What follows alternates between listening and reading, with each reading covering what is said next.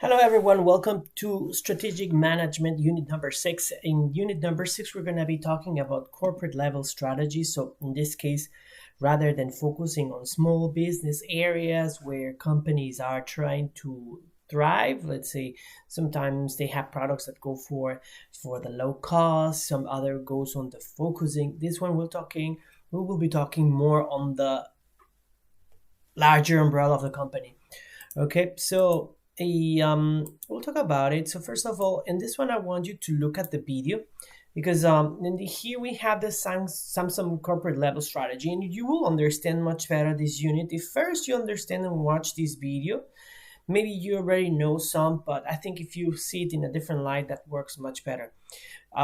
We have to understand, for example, this company started as a trading company, and then from there they start to see opportunities in different markets. They start to diversify. They start to understand the macro environment where they are operating, and they started to think, if we get stuck to just trading of goods, we're not gonna thrive in the current or the future economies. And that's something that good CEOs are able to foresee. The good leadership are always able to understand how the society is going to move, or what trends or changes are going throughout society. So, anyways, so in this case, like I said, this one we look at the definition. It's corporate level strategy specifies actions a firm takes to gain competitive advantage by selecting and managing a group of different businesses competing in different product markets. So as I was explaining, we have business levels, many different levels operating in different markets on their different functions.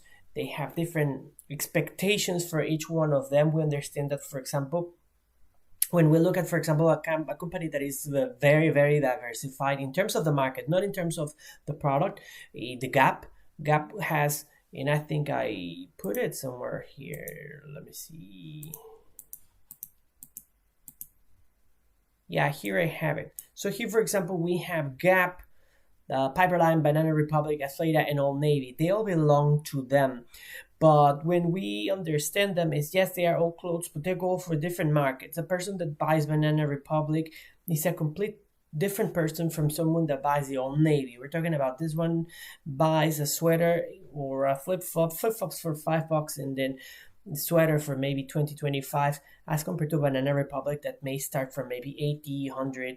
Yeah, it's not top of the market brand, but it's way more expensive, the same as Athleta, that is a bit more on the athletic side, and Gap is in the middle range. Okay, so in this case, like I was saying, we understand that companies move in different directions, and again, this is part of the overall business strategy. We're trying to use their resources in and out. In this case, for example, for the Gap, and we will look at it later, they are trying to use the manufacturing resources that they have, the suppliers that they have, the distribution channels that they have, all comes in together and put them, yeah, if I can use all those resources to put them together for diversifying my strategy, it's good, because in the end, sometimes when the economy is good, we can say, well, maybe Banana Republic is working much better because people's willing to spend more. But when things are critical, like right now, when there's a lot of deficit and there's a lot of debt, maybe the Old Navy is when it comes to save the day. So again, different strategies, or it could be also for different markets. There are markets with a higher purchasing power than others, right? So anyways, so here, for example, we have, for example, the case of business level strategies of GE and Rolls-Royce. I don't want to go much into depth into that one, but we have companies that have not only in aircraft engines, they also produce some other engines for other things, right? So in this case, they manage their how to say their productions. Somehow they share the expertise in terms of the engineers or so, but in general, I mean, they try to diversify. Okay, so anyways, in this case, let's look at the different corporate levels, corporate strategies. So in this case, for example, we can have three different types. We can have the low levels, the moderate to high, or the very high level. So in the low levels, we're talking about that mostly the companies, they do one business and they focus on that. here, for example, the case of UPS. Yeah, UPS has a lot of small businesses, but mostly all of them are related to freight, cargo, and logistics. So they don't go much out of that bubble. Then we have the moderate to high levels. In moderate to high levels, already we start to see that there is that diversification of products, right? In this case, for example, we look here at Procter & Gamble. Procter & Gamble already has diversification of many products. We still look at majority of them going to consumer products, but we already start to see, for example, here Brown already has some electronics. We already have Lacoste, which is already a brand fashion. So you start to see that some of the products, although they are for consumer products, they start to move in a different direction. They start to move right into fashion that is something unrelated to shampoos or so. Okay, and then we have very high levels. That means these companies are totally having a Eeny, meeny, miny, mo. They have a little bit of everything because they are diversifying their profit and their revenue in case something goes wrong. This is the case, for example, here of Samsung. We can have that life insurance has nothing to do with motors division. Well, I mean the car division, right? So in this case, we can say, yeah, but for a car, you use an insurance. Yeah, I mean, of course, in those cases, they use the resources to put together, no? But in reality is that they have many areas that they are not connected at all. They are different business units. They don't talk to each other. They generate profit in very different way. And again, the purpose of that is that when people don't buy the cars of Samsung, maybe they are buying something else. And that's how they maintain their overall profits of the company. They maintain the healthiness of the company. In this area, we have to understand that also when we have corporate corporate strategies, sometimes there's business units that are unprofitable and we have to slash them, we have to cut them. So as much as we try to use them to diversify risk and say, well, we're still making profit, sometimes if they are not profitable, we need to cut them. Good. So here, here we are just mentioning the percentages. This is irrelevant because in the end, the percentages may change according to the company. So it's not a rule like 95% is this. No, I mean, yeah, we have here some key lines. 95% comes from single business, but dominant business is again, comes mostly from that. This is moderate to high levels. We have more mix, and then we have there's some sort of connection, but there's already, like I was saying, for example, in the case example, the boss and here the Procter & Gamble, well, there's already missing links. And like I said, and unrelated, there's no communication among them. Okay. So now we're going to talk about the reasons for diversification, why companies try to create different products and different business units. So first of all, we have for the value creating and for the value neutral. There's also value reduction, but the value reduction is very rare to see and mostly is managerial. It's not announced. Value reducing is only for the purposes of simplifying processes, and that's it. But we're not going to talk much about that one.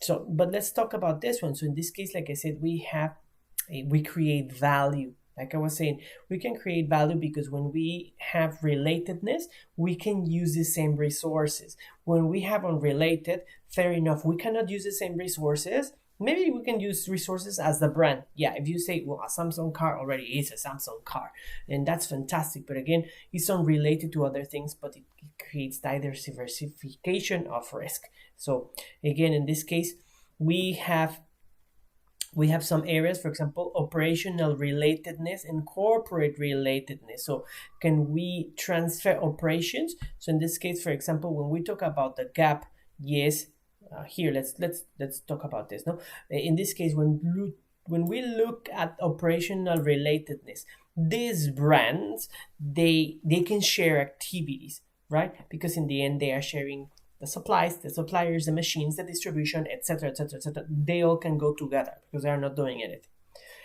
And the other one we have, for example, the corporate relatedness. So in this case, for example, we have the case of Coupang in here, Coupang the delivery, like Korean Amazon, right? And then now they have their own products too. For example, here we have sparkling water. So here they are using some of the core competencies that they have. In this case, for example, the accessibility to suppliers, because they have accessibility to different suppliers, production areas, finance. One of their main areas is finance. They are using, for example, that money to buy this company that is producing water. They put their name and they distribute it through their own channels. So that works fantastically for them. So again, in this case, the core competency of the distribution and the financial power was used to diversify. In this case, of course, we have to understand that when it comes to Coupang as a system, as a company, specifically in Korea, you have a market cap. The market reaches a limit that you cannot sell anymore. You already have the consumers that you have, and what to do. If I want to expand, maybe I can use it with certain products, and that works well. Okay, so in this case, we use this. This is value creating and diversification, so we can have more market power. Also, we reach to other markets. We expand the profit of the company, just like I was saying here in the delivery. I mean, Coupang itself, it's a great business. There's no way that it's going to go down. But like I said, it has a limit. So what do? I reach with other products and I start to create more and more value for the company. The company starts to gain a different power than before. Okay, good. So in this case, like I was saying, I mean, this market power goes into many areas. Here, for example, we have the case of, for example, Unilever and Procter and Gamble. They have tons of products. They have a multi-market or multi-point competition. Here we have two or more diversified firms competing the same product or geographic market. So in this case, for example, Unilever and Procter and Gamble, they compete in many areas in the same markets. Some other, they just go into one market, but they don't go to other markets or so. So again, that's how they maintain themselves. And when we're talking about the diversification strategy, also may include vertical integration or virtual integration. Sometimes they become their suppliers for themselves, and that becomes a vertical integration. Sometimes the virtual integration means they share resources for production of certain things. Okay, so we have to be very careful with that one. We have to understand whether really they can share the resources or not, or like I said, they can share virtually by in this case it can be more of brand power or so. Okay, very good. So in this case, like I said, we have it creates value through two types of financial economies, which is cost saving, because we are using the resources in a much more efficient way, or restructuration of acquired assets. In this case, for example, when we look at the case of Disney, Fox, and all the companies that they have acquired, they have restructured themselves. Disney as a company, for example, when they acquired the Lucasfilm, what they started to do is they agreed that they would let them work on their own, but at some point of time they realized that it was very expensive for them to keep them, so they started to give the Lucas work to some other smaller and cheaper studios. So they restructured Lucasfilm in a way that it was not what it was intended initially, but I mean, in the end, again, that is what they wanted to achieve as a corporate. As a corporate, Disney is just trying to squeeze as much profit as they can. They are the idea that they say that they are caring about people and stuff, and so it's a lot of greenwashing. In reality, they are not that great, you know. So anyway, so incentives to diversify. So of course, we have we have the incentives of course growing the company, diversification of risk and resources, right? But also we have other types of diversification, which is also, for example, in this case we have Facebook, antitrust regulation. Maybe if there's only one company that has the social media, maybe they will be sued and stuff, so they start to acquire other one, which in the end ends up in a monopoly as well. But anyways, again, another area is low performance. Maybe we look for more profitable markets, more profitable products, etc. uncertainty of future cash flows. We don't know if there's going to be money in the future, so we decide to do it. We also do it for synergy, like in this case, for example, Exxon and Mobil. Yeah, well, this one it was value creating because in the end they were not in a very good financial stability. They came together, they restructured the company, and they made it very, very, very strong. In this case, there was no diversification. Both are oil and companies, but again, in this case, the synergy and usage of resources and restructuration came very well along.